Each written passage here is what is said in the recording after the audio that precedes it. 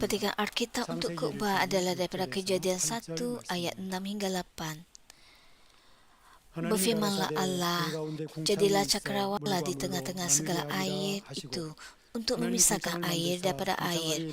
Maka Allah menjadikan cakrawala lantas memisahkan air yang di bawah cakrawala daripada air yang ada di atasnya. Maka terjadilah sedemikian itu. Lalu Allah menamai cakrawala itu langit. Malam muncul lagi dan disusuli pagi, dan itulah hari yang kedua. Saudara dan saudari yang saya kasih dalam Tuhan Yesus, semua orang kudus dari gereja cawangan dan gereja tempatan, penonton GCN dan semua anak Tuhan menghadiri ibadah ini dalam talian. Ini ialah penjelasan yang ke-27 tentang Kitab Kejadian. Dalam khotbah yang lalu, saya telah memberitahu anda tentang perkara berlaku di dalam dunia fizikal dan dunia rohani pada hari kedua penciptaan. Di dalam dunia fizikal, atmosfera telah diciptakan, air di bawah langit menjadi sumber lautan, dan air di atas langit menjadi wap air di udara. Air di atas dan di bawah langit mula beredar, membentuk kitaran air selepas matahari diciptakan pada hari keempat. Dengan kata lain, air laut menjadi wap air disebabkan oleh haba matahari dan naik ke langit untuk menjadi awan. Awan bergerak ke mana-mana dan membawa hujan atau salji. Untuk wap air menjadi hujan, wap air perlu mempunyai diameter sekurang-kurangnya 0.2 milimeter. Titisan air yang lebih kecil daripada ini tidak dapat menjadi hujan kerana ia menguap semasa jatuh.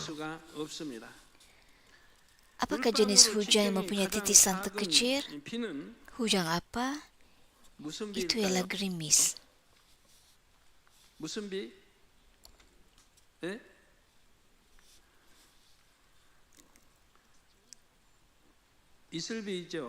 Terdapat dua perkataan untuk gerimis dalam bahasa Korea, garambi dan isobi. Garambi bunyinya hampir sama dengan perkataan Korea gada yang bermaksud pergi. Oleh itu, apabila seseorang tetamu yang tidak disukai oleh mereka datang, keluarga Korea itu akan mencuri garambi. Dan apabila seorang tetamu yang disukai oleh mereka datang, mereka akan mencuri isobi.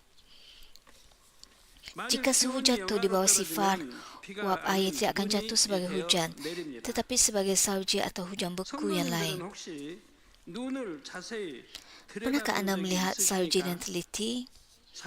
Wajah manusia mempunyai ciri-ciri yang berbeza antara satu sama lain. Begitu juga dengan kristal salji. Semua kristal salji berbeza antara satu sama lain, tetapi yang menakjubkannya ialah bentuk asas kristal salji tetap sama, iaitu heksagon. Mari kita lihat gambar kristal salji atau kepingan salji. Pada hakikatnya, salji yang anda lihat pada setiap musim sejuk begitu indah diciptakan. Namun begitu, semua kepingan salji adalah konsisten berbentuk heksagon. Walaupun para saintis telah berusaha, mereka masih belum dapat memberikan penjelasan mengapa kristal salji mempunyai bentuk asas heksagon.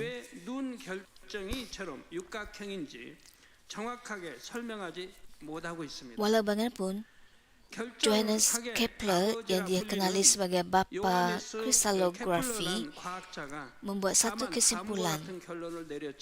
Terdapat kuasa pembentukan di dalam ais yang menyebabkannya membentuk heksagon. Oleh sebab hal ini tidak dapat dijelaskan, dia berkata bahawa terdapat satu kuasa di dalam ais yang membentuk heksagon. Jika ais mempunyai kuasa untuk menciptakan bentuk heksagon seperti ini, hal ini bermaksud bahawa ais sendiri yang menciptakan sesuatu. Hal ini adalah tidak masuk akal. Walaupun dia tidak menemui apa sebenarnya kuasa pembentuk bentuk ini, kita tahu apa sebenarnya.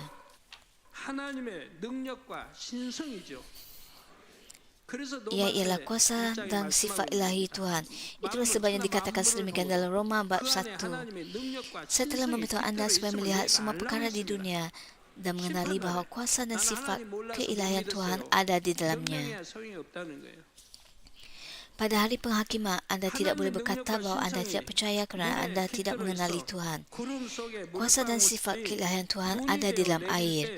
Jadi apabila titisan air di dalam awan berubah menjadi salji, titisan air berubah menjadi kristal hexagon. Oleh itu setiap kristal salji direka untuk mempunyai bentuk seperti ini oleh kuasa dan sifat keilahian Tuhan.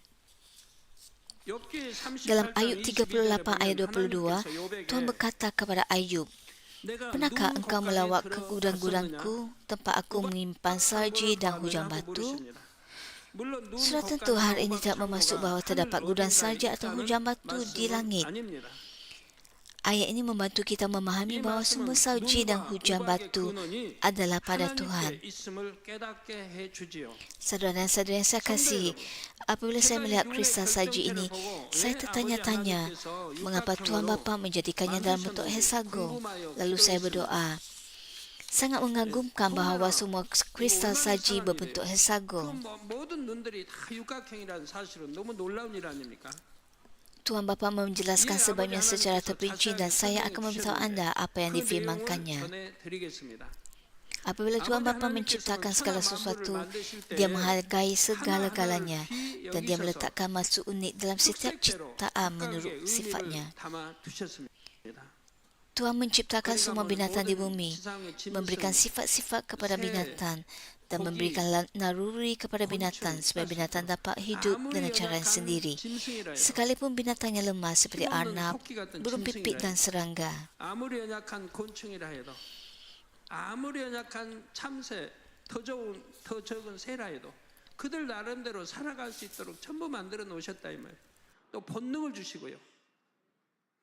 또 배우지 않아도 학교 가서 배우지 Binatang 않아도 mengekarkan spesiesnya dengan naluri mengetahui cara mengawan, menjaga anak dan membiak, walaupun tanpa pembelajaran. 또 교미해서 암수해서 새끼를 낳고 또 하나님 창세기 1장에 말씀한 대로 그래서 또 퍼져나가고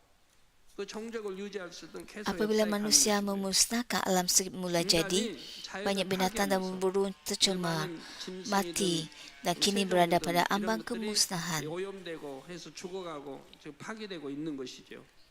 Untuk membolehkan manusia memahami bahawa Tuhan yang Maha Kuasa yang menciptakan segala sesuatu, Dia tidak hanya meletakkan kuasa dan sifat keilahiannya, tapi juga hati dan kehendaknya ke dalam semua ciptaan. Sebagai contoh, ketika Tuhan menciptakan burung-burung yang berkicau, Dia meletakkan hatinya menikmati pujian ke dalam burung-burung itu. Apabila kita ke syurga, bukankah para malaikat juga akan memuja Tuhan, memuji dan menyembahnya? Semua orang memuji dan menyembah Tuhan. Kebanyakan kicauan burung adalah nyaring dan jelas. Oleh itu, apabila manusia mendengar bunyi kicauan burung, fikiran mereka menjadi segar. Apabila seseorang mempunyai suara yang merdu dan menyanyi dengan baik, orang mengatakan bahawa suaranya semerdu burung berburu. Sama seperti orang berasa gembira apabila mendengar bunyi kicauan burung, Tuhan juga sangat senang hati apabila mendengar lagu-lagu pujian. Lebih-lebih lagi apabila anak-anak Tuhan memberikan pujian dengan hati yang penuh kasih kepada Tuhan. Tuhan Bapa sangat senang hati dengan pujian mereka. Untuk membantu kita memahami hati Tuhan, ketika Dia menciptakan burung, Dia menjadikan burung mampu menyanyi dengan suara yang merdu. Terdapat juga sebab Tuhan memberi burung sayap. Sementara manusia hidup dengan dua kaki di atas tanah, burung terbang dengan sayapnya.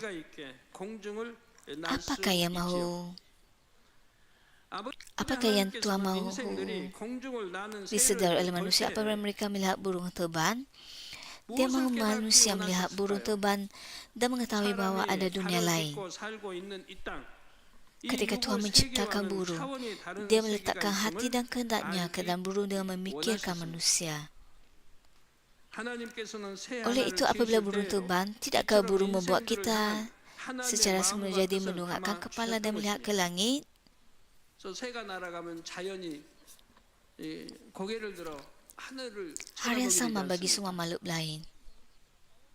다른 모든 피조물들도 Sesetengah diciptakan dengan kehendak Bapa untuk menerima keharuman hati. 주셨습니다. Ia lain mengekspresikan kuasa Tuhan yang bangkit seperti api dan mengatakan bahawa hanya ada satu pencipta. Jika kita melihat dengan teliti semuanya, kita dapat melihat bahawa hanya ada satu pencipta, yakni Tuhan pencipta, dan bahawa semua perkara wujud melalui rekaannya. Apabila saya membuka gereja ini pada awalnya, saya mendapat detik kesedaran. Saya mengedari perkara yang dilihat oleh semua orang, tetapi tidak dapat disedari oleh mereka. Saya mengedari bahawa kedudukan mata, hidung, mulut dan telinga semua makhluk hidup adalah sama, dan bahawa semua organ badan dan secara perkumuhan adalah sama. Hal itu benar-benar mengagumkan. Dengan hanya melihat perkara-perkara ini, kita dapat melihat bahawa hanya ada satu Tuhan pencipta dan bahawa segala-galanya terjadi di bawah rekaannya.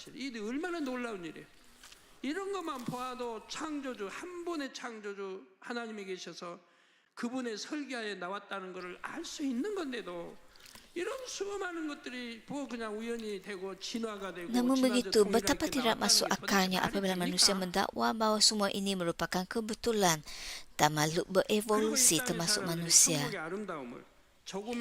Sesetengah perkara diciptakan supaya manusia di bumi ini dapat merasakan sedikit keindahan syurga. Akan ada kegembiraan yang besar dalam menemui satu demi satu jenis ciptaan yang mengandungi hati dan kehendak Bapa, seperti permainan objek tersembunyi. Sekarang marilah kita meneliti sebab manusia berjalan dengan dua kaki. Manusia dapat melompat atau berlari, namun begitu binatang berjalan dan berlari dengan empat kaki. Hal ini merupakan kehendak dan ketentuan Tuhan. Binatang bukanlah makhluk hidup. Binatang bukanlah makhluk rohani. Binatang tidak mencari Tuhan. Binatang tidak mengenal Tuhan. Hanya manusia mengenal dan mencari Tuhan. Hal ini juga sangat menakjubkan. Itulah sebabnya dikatakan bahawa manusia ialah Tuhan bagi segala ciptaan. Mengapakah manusia mencari Tuhan? Sebabnya akan saya jelaskan pada masa akan datang. Hal ini berkaitan secara langsung dengan benih Tuhan. Hanya manusia mempunyai benih Tuhan. Binatang tidak mempunyainya. Benih kehidupan ini hanya ditanamkan dalam diri manusia, Tuhan segala ciptaan, apabila janin berusia 6 bulan. Apabila janin berusia 6 bulan, Tuhan menanamkan benih kehidupan, bukan kehidupan fizikal ke dalam tubuh janin. Sekarang apakah maksudnya apabila Tuhan menciptakan semua kristal saji dengan bentuk asas hexagon? Bentuk hexagon dalam kepingan saji mengandungi kehendak misteri Tuhan. Pertama sekali, nombor 6 mempunyai makna pemupukan dalam erti rohani. Tempoh pemupukan manusia ialah 6,000 tahun dan kerja penciptaan untuk menyediakan pemupukan manusia juga berlaku selama 6 hari. Di dalam ruang fizikal ini, iaitu langit pertama, nombor 6 bermaksud keadaan sempurna. Dalam ruang fizikal ini, nombor 6 mewakili keadaan kesempurnaan. Adakah saya pernah mengatakan bahawa nombor sempurna ialah 7?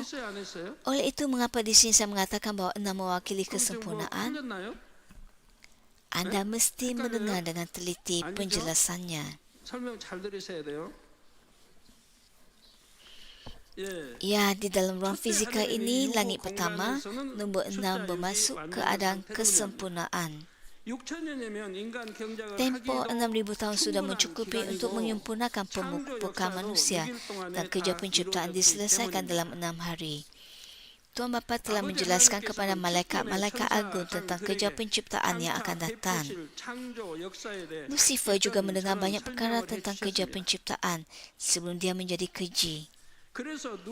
Namun begitu, Lucifer tidak memasukkan dalam hatinya bahagian kebaikan, kebenaran dan cahaya dalam ketentuan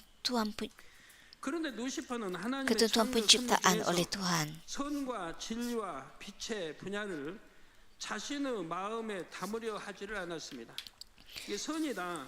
Ada orang di dalam gereja yang tidak menyimpan cahaya kebaikan dan kebenaran dalam hati mereka. 교회도 그런 분들 있잖아요. Oleh itu, walaupun mereka pergi ke gereja selama 5 atau 10 tahun, iman mereka tidak bertumbuh dan mereka tidak berubah. Sebaliknya hanya melakukan penyembahan secara luaran. Mereka selalu mempunyai fikiran terganggu dan tidak menyimpan firman Tuhan dalam fikiran. Dengan kata lain, mereka tidak menyembah dalam roh dan kebenaran. Walaupun mereka mengetahui karya Tuhan yang hebat dengan pengetahuan, mereka tidak mempercayainya dalam hati. Yudas Iskariot adalah seperti itu. Walaupun dia menyaksikan perkara luar biasa dan kuasa Yesus, dia tidak menyimpannya dalam hati, tetapi hanya mengetahuinya sebagai pengetahuan. Hati orang seperti ini adalah seperti tanah di tepi jalan. Mereka tiada kaitan dengan keselamatan. Lucifer hanya mengambil apa yang diperlukan untuk kepentingan pribadinya, dan setelah dia menjadi keji, dia menggunakannya untuk melawan Tuhan. Pada masa yang sama, dia merosakkan konsep asas dalam banyak perkara yang telah ditetapkan oleh Tuhan. Sebagai contoh, tujuan muzik dan tarian adalah untuk memuji Tuhan. Namun begitu, Lucifer mengubah konsep asalnya dan menghasut orang untuk menggunakan muzik dan tarian untuk memenuhi hawa nafsu mereka. Dia malah menyebabkan orang menggunakannya untuk menyembah syaitan. 또한 사단을 숭배하는 데에도 사용하게 했지요. 루시퍼는 음악과 춤뿐만 아니라 Bukan setakat muzik dan tarian, malah Lucifer mengubah tujuan dan konsep banyak perkara lain yang telah ditetapkan oleh Tuhan. Salah satunya ialah nombor 6. Menggunakan nombor 6, Lucifer menjadikan 666 dikenali sebagai nombor binatang. Wahyu 13 ayat 18 menyatakan, hari ini memerlukan kebijaksanaan. Sesiapa yang bijak dapat memahami erti nombor binatang itu. Kerana nombor itu melambangkan nama seorang manusia. Nombor itu 666. Nombor 1, 2, 3, 4 ialah nombor yang merujuk perkara manusia. Seperti yang saya katakan dalam penjelasan tentang Wahyu, nombor 666, yakni nombor binatang, ialah nombor yang digunakan dalam khotbah. Pada masa akan datang, orang yang menerima nombor ini pada dahi atau tangan mereka akan kehilangan peluang terakhir untuk keselamatan selepas 7 tahun kesusahan. Ringkasnya, nombor 666, yakni nombor binatang, ialah tanda yang memeterai jiwa yang tiada kaitan dengan keselamatan. Apabila masa itu tiba, orang menerima tanda 666 kerana hal ini memudahkan hidup, tetapi anda tidak boleh melakukannya. Dalam cara ini, Lucifer menggunakan nombor 6 di tempat-tempat buruk untuk mengubah masuk asal dan asasnya. Walaupun Lucifer telah memutarbalikannya seperti ini, konsep asas yang ditetapkan oleh Tuhan Bapa tidak hilang.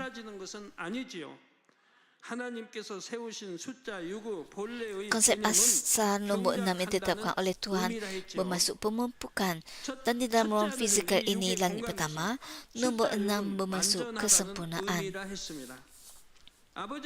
Tuhan Bapa sudah tahu bahawa Lucifer akan mengubah maksud nombor 6. Ketika Lucifer memerintah dan menguasai dunia fizikal, dia memutarbalikan maksud nombor 6 yang dimasukkan oleh Tuhan. Oleh itu, Tuhan menyempurnakan segala-galanya dengan nombor 7. Walaupun dia telah menyelesaikan semua kerja penciptaan dalam 6 hari, dia menambahkan 1 hari lagi dan berehat pada hari ke-7.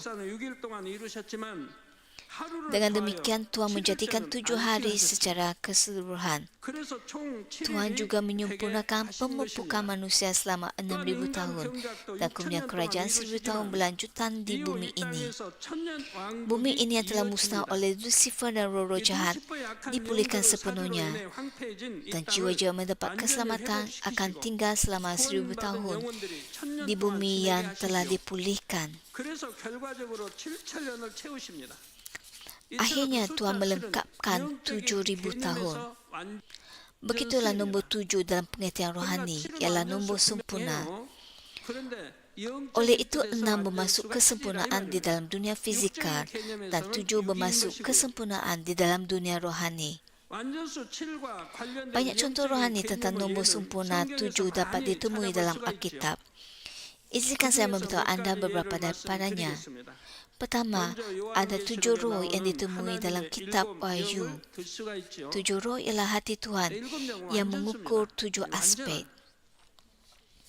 Sebab Tuhan mengukur 7 aspek, bukan 5 atau 6, adalah kerana nombor 7 ialah nombor yang sempurna secara rohani. Apabila Tuhan memeriksa hati seseorang, dia tidak pernah terlepas atau melihat sesuatu secara salah, tetapi dia melihatnya dengan sepenuhnya dan tepat.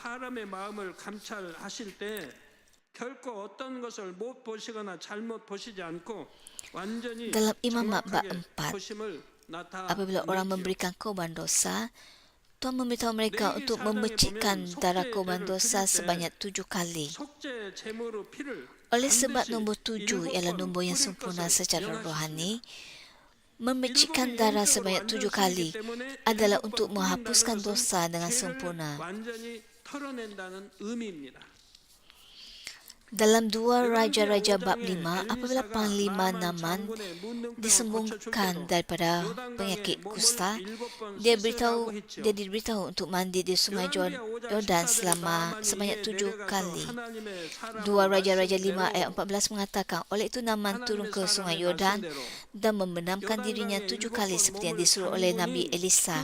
Setelah itu, penyakitnya sembuh sama sekali. Tubuhnya menjadi sihat semula seperti tubuh seorang kanak-kanak. Jika Naaman hanya melakukannya sebanyak 6 kali, dia tidak akan sembuh.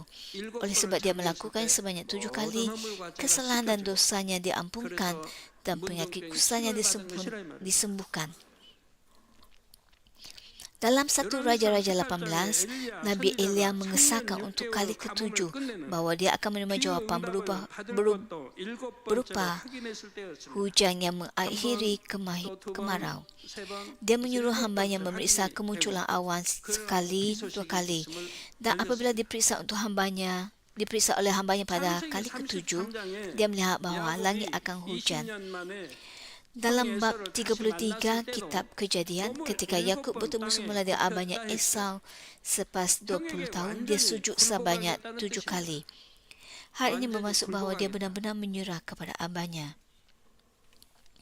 Oleh itu, walaupun anda berpuasa, anda akan berpuasa selama 7 hari, bukan 6. Dan anda akan melakukannya dengan nombor yang bermakna, seperti 1 hari, 3 hari, 12 hari, 17 hari atau 21 hari. Mungkin tiada anggota gereja kita yang berpuasa selama 20 hari. Sebaliknya, mereka akan berpuasa selama 21 hari kerana mereka mengetahui masuk nombor rohani. Dalam Matius 18:21, Petrus berkata kepada Yesus, "Ya Tuhan, jika saudaraku berdosa terhadap aku, berapa kalikah harus aku ampuni dia? Sehingga 7 kalikah?" Kemudian dalam Matius 18:22, Yesus menjawab, "Bukan 7 kali, tetapi 70 kali 7 kali. Mengampuni sehingga 70 kali 7 kali bermaksud mengampuni dengan sempurna." Apakah hasilnya jika anda berkata 70 kali 7 kali? Jawapannya ialah nombor 450. Hal ini bermaksud mengampuni dengan dengan sepenuhnya. Begitu juga dalam pengertian rohani, nombor 7 bermaksud kesempurnaan. Idea asal nombor 6 adalah bahawa sempurna dengan nombor 6 di dalam dunia fizikal.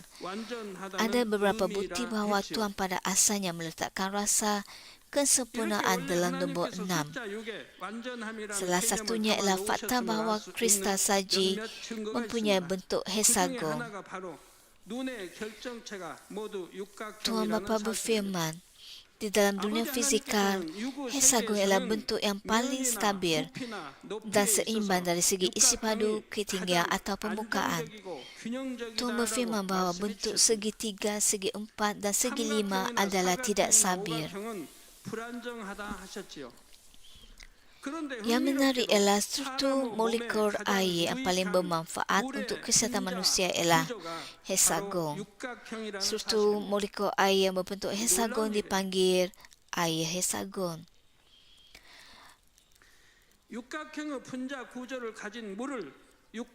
Air membentuk 60 hingga 80% daripada tubuh manusia. Jika anda mengeluarkan air daripada badan anda dan berat badan anda ialah 100, maka bagi tulang, daging dan lain-lain hanyalah sekitar 40, 30, 20 atau 10%.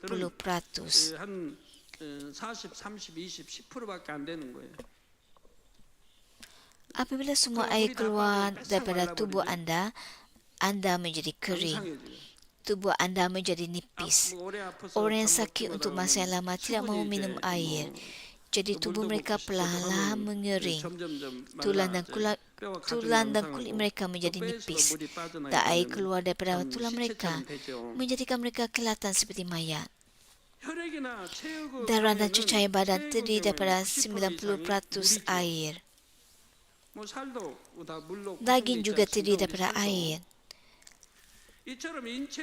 Dengan demikian, sekitar 62% daripada air memenuhi sebahagian besar tubuh manusia, mempunyai struktur air berbentuk heksagon, dan 24% ialah struktur air berbentuk pentagon, dan struktur air berbentuk pentagon yang disebutkan tadi juga muncul. Dikatakan bahawa bagi 14% terdiri daripada struktur air yang berbentuk segi empat. Tempat di mana oksigen ditulis adalah nombor heksagon. Pusatnya 1, 2, 3, 4. Pentagon, struktur cincin pentagon, struktur rantai 5. Secara ringkasnya, tubuh manusia menyukai air heksagon. Sel-sel yang membentuk tubuh manusia berfungsi paling baik apabila dikelilingi oleh air heksagon. Sebaliknya, sel-sel mula mengalami kerosakan jika struktur heksagon itu terganggu. Sebenarnya, kajian menunjukkan bahawa air dalam sel-sel kanser dan diabetes adalah berbentuk pentagon. Kajian tentang sel-sel kanser dan sel-sel diabetes menunjukkan bahawa kebanyakan daripadanya mengandungi air pentagon. Ahli matematik juga bersetuju bahawa heksagon ialah bentuk yang paling stabil. Dalam matematik, angka yang paling sempurna ialah heksagon. Dalam matematik, bentuk yang mempunyai keluasan paling besar dengan keliling yang sama ialah bulatan. Walau bagaimanapun terdapat jurang apabila bulatan dikumpulkan bersama, dan oleh itu ia tidak dapat menutup permukaan dengan sepenuhnya. Antara poligon sama sisi, poligon tetap, hanya segitiga, segi empat tepat, dan heksagon dapat menutupi permukaan tanpa jurang. Walau bagaimanapun lebih banyak segitiga diperlukan berbanding heksagon untuk menutupi kawasan tertentu. Struktur segi empat juga tidak sekuat heksagon. Oleh itu, untuk membina ruang yang paling kuat dengan bahan yang minimum, heksagon adalah yang paling sesuai. Di sini kita dapat melihat mengapa nombor 6 ialah nombor yang paling sempurna di dalam ruang fizikal ini. 이 육의 공간에서 가장 완전한 수가 왜 숫자 6인지를 Terdapat serangga yang mengetahui konsep ini secara naluri dan membina rumahnya. Serangga itu ialah lebah madu. Sarang yang dibina oleh lebah madu mempunyai struktur banyak heksagon yang bersebelahan antara satu sama lain. Dinding sarang heksagon ini setebal 0,1 mm sahaja. 육각형인 벌집의 벽 두께는 0.1mm 정도라고 합니다. 이 벽 두께 0.1mm밖에 안 돼요. 이렇게 얇은 벽으로 지어진 Sarang lebah dibina dengan dinding yang begitu nipis. Kira sekali, 1, 2, 3, 4, 5, 6. Semuanya ialah hexagon. 저 많은 펄집들이 Hal ini bermaksud bahawa semua sarang lebah berbentuk hexagon. Tiada kira di negara mana sarang lebah itu berada, semuanya tanpa pengecualian berbentuk hexagon. 미국의 펄집 Betapa menakjubkannya hal ini. 이 얼마나 신기합니까? Bilakah seseorang memanggil lebah dari 5 lautan dan 6 benua, lalu memberitahu lebah untuk membina rumah dalam bentuk hexagon? 육각형 지으라고 시킨 적이 없어요. 공부한 적이 없어요. 배운 적이 없어요. Lebah tidak pernah melihat pelang atau menerima arahan. Lebah tidak pernah belajar mengenainya. Lebah secara naluriah membina rumah berbentuk hexagon. Betapa hebatnya perkara ini. Mengapa? Lebah juga perlu melakukan hal sedemikian. Jadi Tuhan berkarya sedemikian rupa. Adakah perkara ini juga berkembang dan hexagon telah berkembang dalam tempoh yang lama? Adakah lebah berfikir bahawa sarang berbentuk hexagon akan menyimpan madu paling banyak dan menjadi yang paling kuat, lalu lebah-lebah berkembang untuk menjadikannya berbentuk hexagon? Tidak mungkin. Apabila Tuhan menciptakan lebah sejak awal, Dia menciptakan lebah sedemikian rupa, sebegitu sejak awal. Di dalam sarang lebah yang dibina dengan dinding yang begitu nipis, dikatakan bahawa sarang lebah dapat menyimpan madu kira-kira 30 kali ganda berat sarang lebah itu sendiri. Sebab sarang lebah begitu nipis tapi kuat adalah kerana sarang lebah mempunyai struktur hexagon. Oleh itu, lebah membina rumah menggunakan sarang hexagon yang disusun rapat tanpa seberanjuran. Sarang lebah menyimpan madu sehingga dapat menyimpan kira-kira 30 kali ganda berat sarang itu sendiri. Begitulah banyaknya madu yang dapat disimpan dalam sarang lebah yang hanya setebal 0,1 mm. Sebab sarang lebah begitu nipis tapi kuat adalah kerana struktur hexagonnya. Lebah secara naluriah tahu bahawa untuk membina sarang yang paling kuat dengan bahan yang paling sedikit, sarang itu mesti dibina dengan struktur hexagon. Papas, seorang ahli matematik Yunani, menulis tentang sarang lebah dalam bukunya koleksi seperti berikut. Lebah madu membawa turun dari syurga kepada manusia, madu yang merupakan makanan para dewa. Tidak sesuai untuk menyimpan madu yang begitu berharga di atas tanah, pokok atau benda lain. Oleh itu, lebah madu menciptakan bekas untuk menyimpan madu.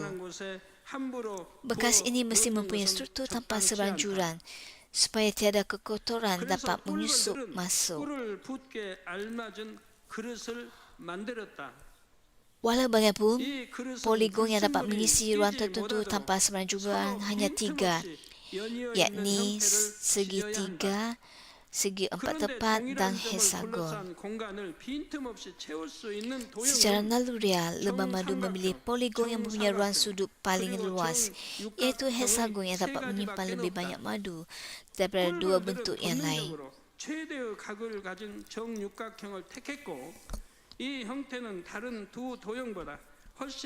Saudara dan saudara yang saya kasihi, bagaimana lebah madu dapat mengetahui matematik sebegini? Adakah lebah mengadakan perjumpaan dan memutuskan untuk membina rumah hexagon dan berkata, bentuk ini ialah paling stabil? Sudah tentu tidak. Sebab lebah dapat melakukannya secara naluri adalah kerana Tuhan Sang Pencipta memberikan keupayaan sedemikian kepada lebah madu. Struktur sarang lebah madu ini dipanggil sarang lebah dan struktur ini digunakan dalam banyak bidang. Oleh sebab bentuk ini membantu dalam membina struktur yang paling stabil dan kuat dengan bahan yang paling sedikit. Bentuk ini digunakan untuk membina dinding pesawat jet dan satelit. Bentuk ini juga bagus untuk penembak bumi dan saluran udara.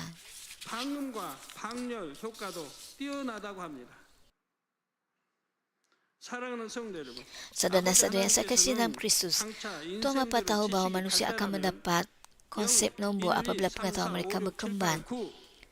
Tuhan berharap bahawa apabila sains dan teknologi berkembang, orang akan menemui dan menyedari ketentuan penciptaan yang tersembunyi dalam segala sesuatu di dunia ini. Bentuk kepingan saji ialah heksagon dan heksagon adalah baik untuk kesihatan. Semua ini telah diketahui oleh orang ramai berkat teknologi sains yang maju.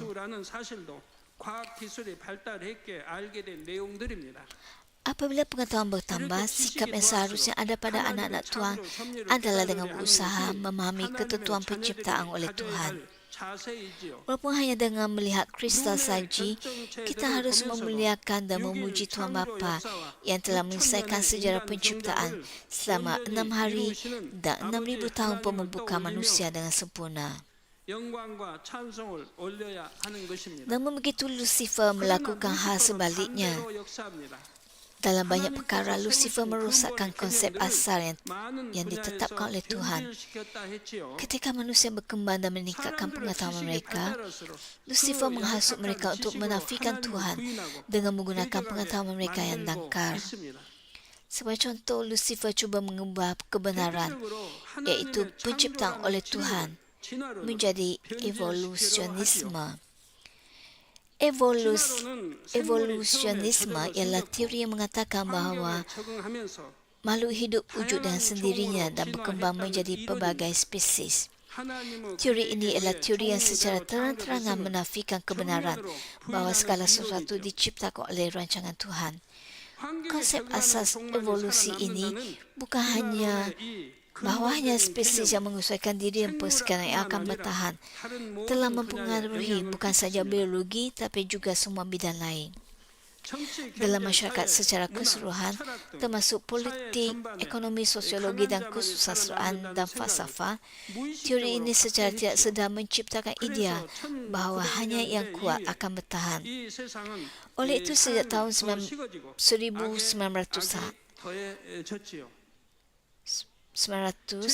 kasih semakin pudar dan kejahatan bertimbul atas kejahatan. Peperangan memberikan kesan kepada seluruh dunia seperti Perang Dunia Pertama dan Kedua, berakarkan teori evolusi. Hanya yang kuat dapat bertahan. Namun begitu, kebenarannya adalah bahawa yang kuat tidak akan bertahan. Pada akhirnya mereka akan gagal. Lihatlah sejarah. Dalam semua sejarah negara kita, yang kuat tidak bertahan, tetapi akhirnya kuat gagal. Lihatlah bagaimana kebaikan menang. Anda dapat melihat betapa liciknya Lucifer membuatkan manusia tenggelam dalam dosa dan kejahatan dan bagaimana dia mengheret mereka kepada kematian. Jika anda percaya kepada penciptaan oleh Tuhan, anda tidak akan jatuh ke dalam muslihat licik Lucifer sebegitu. Apabila anda melihat segumpal rumput atau seekor burung, anda dapat menyedari bahawa Tuhan menciptakan segala sesuatu dengan hatinya dan dengan demikian anda dapat menghargainya. Selain itu, kita dapat melayani orang lain bukan sebagai objek yang perlu dikalahkan dalam perjuangan untuk terus hidup, tapi sebagai makhluk mulia yang diciptakan menurut gambaran Tuhan. Pengkhotbah 12 ayat 13 menyatakan, inilah kesimpulan daripada semuanya. Hormatilah Allah dan taatilah segala perintahnya, kerana bagi maksud itulah manusia diciptakan. Perkara ini diulang dari bab 1 hingga 12 dalam pengkhotbah. Dia menyatakan, aku telah melihat segala perbuatan orang di dunia dan sesungguhnya semua itu sia-sia seperti mengejar angin. Mengapakah orang hidup dalam kesia-siaan? Anda mesti menjalani kehidupan yang kekal dan tidak sia-sia. Apakah kehidupan yang tidak sia-sia? Takut akan Tuhan. Jadi apakah maksudnya takut akan Tuhan? Hal ini bermaksud anda menjauhkan diri daripada sifat jahat, malah bentuk kejahatan. Seperti yang dinyatakan dalam kitab Amsal, jika anda takut akan Tuhan, anda akan menolak bentuk kejahatan. Amsal memberitahu kita konsep asas bagaimana manusia diciptakan, yang memberitahu kita bahawa merupakan kewajipan kita untuk takut akan Tuhan dan mentaati perintah-perintahnya. Apabila anda memahami ketentuan penciptaan yang dimasukkan ke dalam sesuatu, anda tidak dapat tidak berasa takut dan hormat kepada Tuhan.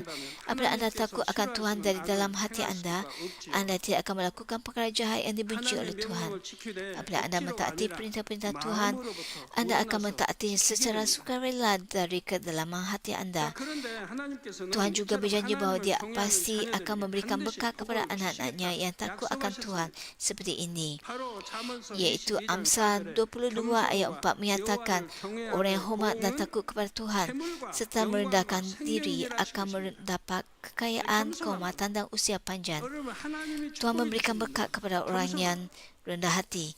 Kekayaan, kehormatan, kehidupan akan diberikan kepada orang yang rendah hati 악은 yang 노예하는 meninggalkan setiap 하나님을 bentuk 사랑하는 것, kejahatan. 거기에 대한 보응, Wajar 하나님이 bagi 주시는 mereka 축복은 untuk menerima 재물, kehidupan dan hidup 영광, selama-lamanya. 생명이라는 걸. 당연히 Kemudian, 생명으로 dan 영생 untuk 가는 건 menerima 당연하고 berkat kekayaan 그리고 walaupun di 재물도 dunia 주신다 ini. 이 말이에요.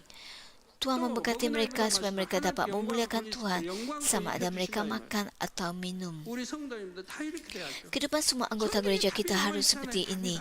Banyak bahagian dalam Alkitab menyatakan bahawa ganjaran bagi orang yang takut akan Tuhan ialah kekayaan, kehormatan dan kehidupan. 그 외에도 Hal 많은 ini pada akhirnya ialah rahsia untuk 신앙에 mendapatkan berkat. 어떻게 하면 축복받는다는 그 비결들이 나와 있지 Semoga 않습니까? anda semua lebih 우리 모든 lebih lagi 성도님들이 takut akan 창세기 Tuhan 강해를 통해 dari 더욱 kedalaman hati 진실로 anda melalui 하나님을 penjelasan 경외하셔서 tentang kejadian ini 예비된 영광과 dan menerima 풍성한 kemuliaan yang 복을 telah 받으시기를 disediakan serta 주님의 berkat yang 이름으로 berlimpah-limpah yang 축원합니다. telah disediakan untuk anda. Dalam nama Tuhan Yesus Kristus saya berdoa.